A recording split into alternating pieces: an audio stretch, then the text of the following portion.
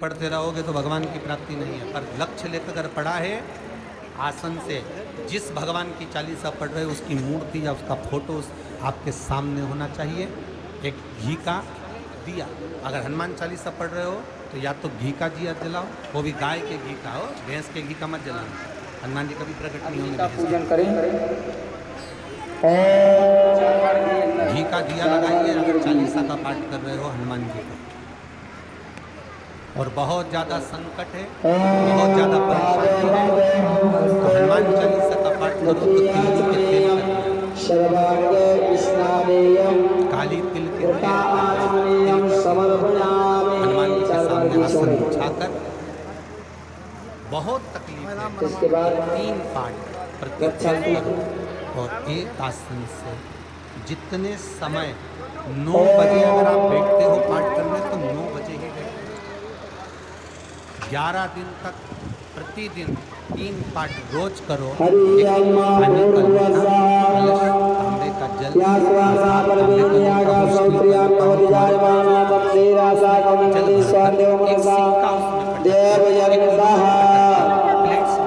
रख दो और प्रतिदिन बस। अब मीठा के 5 टुकड़े बना लेना, 11 दिन डुबो करके जिस कामना से आपने पाठ करा बस उसका वो लोग कलश में से निकाल लो, जल का आचमन करो और जिस काम के लिए करा है वो जल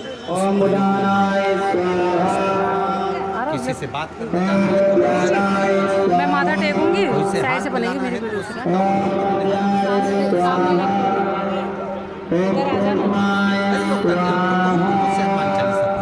हम बहुत समय से राम रक्षा स्तोत्र का पाठ कर रहे हैं, हम बहुत समय से ये अरे उसको नियम से तो करो। हनुमान चालीसा का प्रारंभ केवल दिल से की गई। हनुमान जी महाराज की स्तुति, राम जी महाराज की स्तुति, सीता जी ने केवल मन। और ये नहीं कहते कि हनुमान चालीसा पढ़ोगे तब भगवान नहीं, आप दिल से अगर भगवान को पुकारोगे, आप दिल से पुकारो।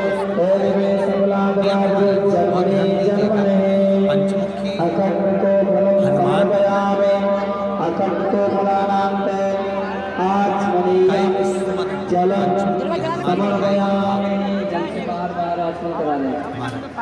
इसके बाद बहुत ज्यादा तकलीफ अगर व्यक्ति को हो रही है, बहुत कष्टमय जीवन चल रहा है, हार गए हर जगह से, तकलीफमय जीवन चल रहा है, तो पंचमुखी हनुमान का एक शिव महापुराण का और स्कंद पुराण का एक बड़ा सुंदर मंत्र है। उस मंत्र को आप सब एक बार हमारे साथ में बोलें। ओम नमो हनुमते रुद्र अवताराय सर्व शत्रु संहारणाय सर्व रोग हराय सर्व वशीकरणाय रामदूताय स्वाहा।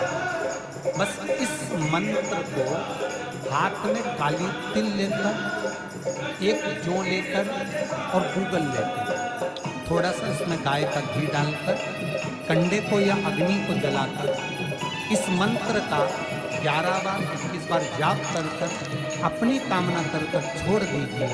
कैसा भी रोग हो, बीमारी, कष्ट हो, दुख हो, तकलीफ हो, 21 दिन के अंदर वो आनंद आना प्रारंभ कर देगा। इस मंत्र स्कंद पुराण का, शिव महापुराण का ये मंत्र पंचमुखी सुख देगा। और एक और चीज याद रखिए, यदि कोई काम के लिए जा रहे हो, कोई व्यापार के लिए जा रहे हो या नौकरी करने के लिए जा रहे हो और लगी नहीं रही, बहुत तकलीफ पा रहे हो, सर्विस ही नहीं लग रही, बहुत कष्टमय हो गया, तो निवेदन करूंगा 5 पीपल के पत्ते पर बेसन के 5 लड्डू घर में बने हुए, गाय के घी के 5 लड्डू रख लो।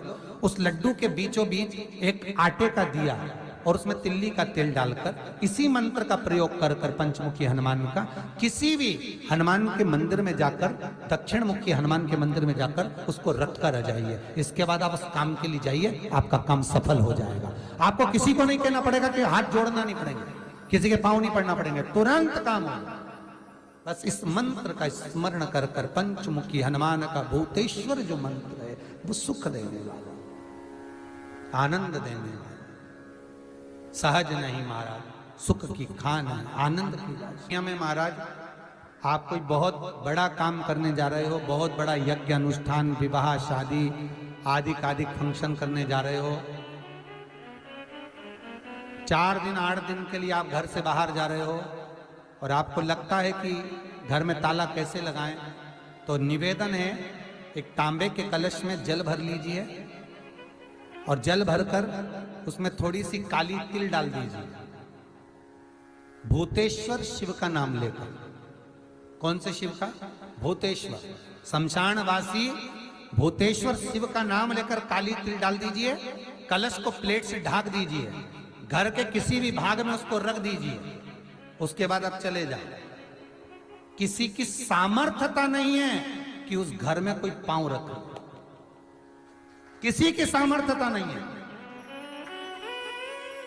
और अगर कोई भूले से पांव भी रख दिया तो 22 दिन या 21 दिन के अंदर उसको, जैसे लोगों को हवा आती है बस उसको चक्कर आना चालू हो, बाल खोल खोल के घुमा मिलेगा।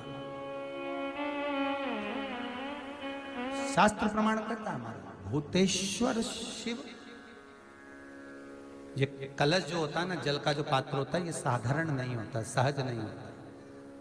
महाराज जैसे आज आपने मेरी लाज रखी, रक्षा करी और किसी को आने नहीं दिया, विनती स्वीकार करना। आपका जल पात्र भूतेश्वर के नाम से काली तिल से जहां रखा जाए उस गृह में कोई प्रवेश ना कर पाए। शिव जी ने वचन दे दिया, मेरी चंडियां 64 योगनियां, डाकनी, पिशाचनी, चुड़ैल और भूत इस कलश के विराजमान होते ही सर्वस्व फैल जाते हैं, फिर अंदर कोई नहीं आ सकता, भीतर प्रवेश नहीं हो सकता। लगे तो उन्होंने हनुमान जी से कहा कि तुम क्या चाहते हो? हनुमान जी बोले मेरे को जाना है, क्योंकि जहां राम वहां हनुमान। हनुमान जी जब कहने लगे कि मेरे को जाना है, तो राम जी महाराज बोले नहीं नहीं हनुमान, तुझे सबसे ज्यादा प्रिय क्या है? तो कह राम। तो हनुमान तू कह रहा है सबसे ज्यादा प्रिय है राम प्रिय है, तो एक बार जिस समय देवऋषि नारद का अपमान हुआ, विश्वामित्र बाबा का अपमान हुआ, उस समय पर एक राजा ने जब अपमान करा तो तूने उसको राम नाम लिखकर एक जगह पर बिठा दिया और कहा कि तू राम नाम जपते रहे। उसने राम नाम जपा। तब हनुमान याद कर, मेरे सम्मुख में तू खड़ा था और युद्ध होने वाला था, तो तूने क्या कहा था? प्रभु आप इसको मार नहीं सकते क्योंकि ये आपका नाम ले रहा है। राम से बड़ा होता है राम का नाम, आप इसे मार नहीं सकते। तब आपने ये संवाद कहा था, हनुमान बता तेरी प्रियता क्या है? हनुमान जी कहते हैं प्रभु आपने मुझे जगा दिया, क्योंकि मुझे श्राप ये मिला था कि तू जागेगा किसी की जगाने पर, आपने मुझे जगा दिया। इसलिए है नाथ, अब मैं जाना नहीं चाहता, सत्संग करना चाहता।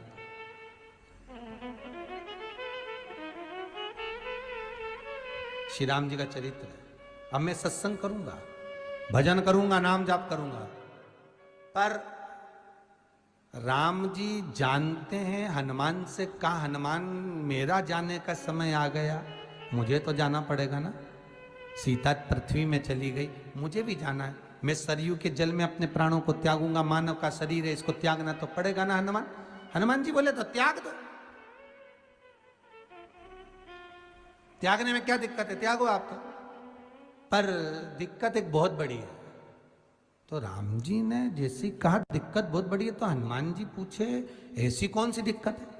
हनुमान जी के शब्द सुने तो राम जी बोले, जब जिस समय पर तुम सूर्य को निगल गए थे, इंद्र को क्रोध आया था और इंद्र ने तुम पर वज्र का जब प्रहार करा था, जब वज्र का प्रहार इंद्र ने करा तब तुम्हारा नाम हनुमान हुआ। तब सारे देवी देवताओं ने तुम्हें वर प्रदान करा। उस जगह पर यमराज भी खड़ा था, तो यमराज ने तुम्हें वर दिया था कि जहां हनुमान होगा वहां यमराज नहीं होगा। अब दिक्कत यह है कि मुझे प्राण त्यागना है और तू मुझे 1 मिनट के लिए नहीं छोड़े, तो यमराज आएगा कैसे? दिक्कत वहां अड़ी पड़ी।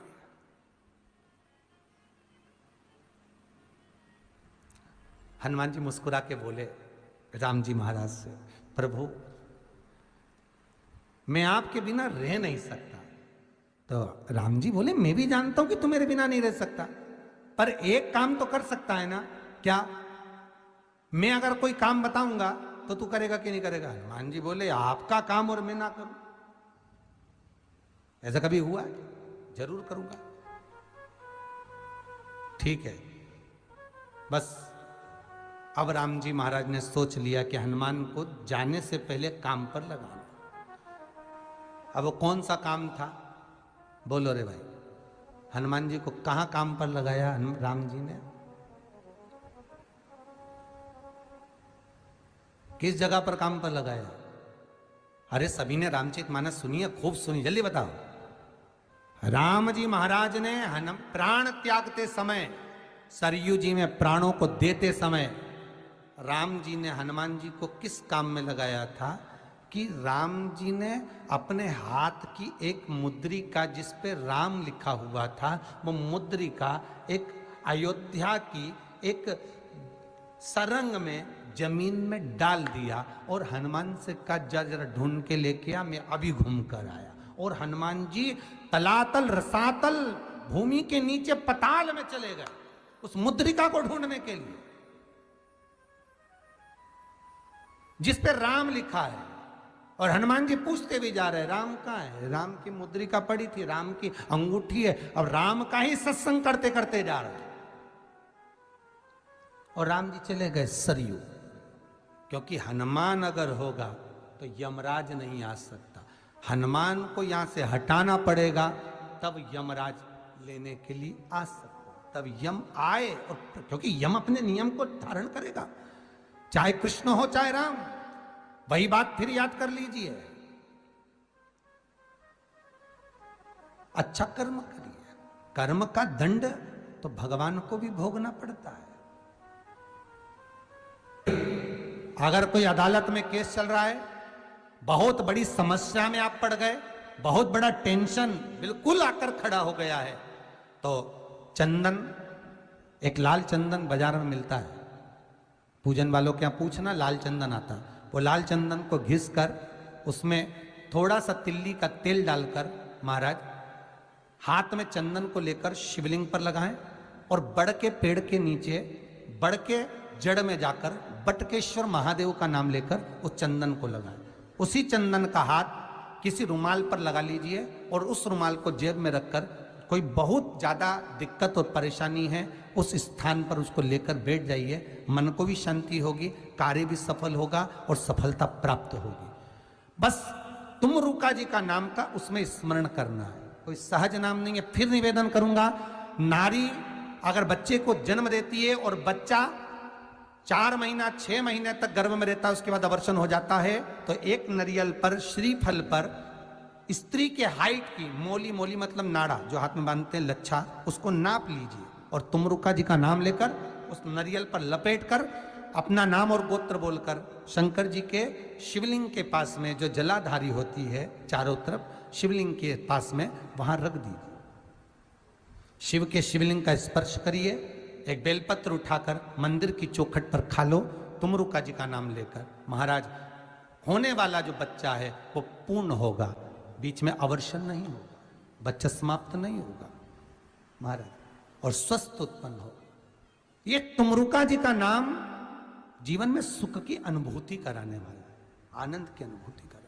कई माताएं कहती है गुरुजी हमने सफेद आंकड़े की जड़ बांधी और मान लो संतान हुई, और कई ऐसी हैं जिन्होंने बांधी और तो नहीं हुई है, तो उसके लिए भी ध्यान रखिएगा। 18 साल हो जाएं, 17 साल हो जाएं, 10 साल हो जाएं, 12 साल हो जाएं और घर में बच्चा नहीं है, संतान नहीं है, तो प्रयास करना सफेद आंकड़े की जड़ को लेना, तुमरुका जी का नाम लेकर 21 बार शिवलिंग पे से घुमाना, रजस्वला धर्म के 7वें दिन कमर पर बांध लेना और उसी दिन से एक पीपल का पत्ता मंगवाना, शंकर भगवान पर चढ़वाना और पीपल के पत्ते को गौ माता के दूध में उसको उकलवाना। ठीक है, उकलवा कर ठंडा करवाकर पत्ते को बाहर ठंडा करने में डाल देना। दूध जब ठंडा हो जाए हथेली पर उस गिलास को रखना और भगवान शिव का तुमरुका जी का नाम लेकर उसको पीना चालू कर देना। लगभग 8 दिन 15 दिन उस दूध का पान कर कर फिर विश्राम करें। महाराज संतान की प्राप्ति अवश्य होगी, संतान अवश्य प्राप्त होगी। पीपल के वृक्ष में स्वयं मेरे भगवान शिव आनंद वास निवास करते हैं। बाबा भोलेनाथ स्वतः निवास कर रहे हैं। केवल एक पीपल के वृक्ष में कितना सुंदर लिखा पद्म पुराण में कि 52,000 ब्राह्मण का एक साथ निवास पीपल के वृक्ष में होता है, एक साथ।